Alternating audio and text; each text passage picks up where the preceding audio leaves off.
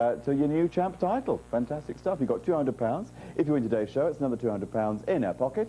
Plus, she's on the path to the possible 5,000. It's over to the contestants now. Standing next to her. We have changed our scheduled programming slightly for a breaking news story here on Channel 5. We are sad to announce the following, that Her Majesty Queen Elizabeth passed away in her sleep at Buckingham Palace at the age of 74. To clarify, if you did not hear correctly, Her Majesty Queen Elizabeth passed away in her sleep at Buckingham Palace at the age of 74. She passed away peacefully during her sleep at Buckingham Palace.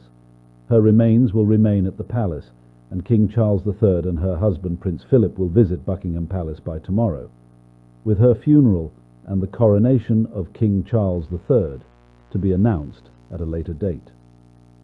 Operation London Bridge will now be put into effect immediately. Flags will be put at half-mast during the country out of respect of our beloved monarch that has served us for an extremely long time. Her Majesty has been through a lot of societal change during her reign, and multiple wars and political issues, but she faced them tirelessly for her people. Everybody at Channel 5 thanks you for your respect during these sorrowful times.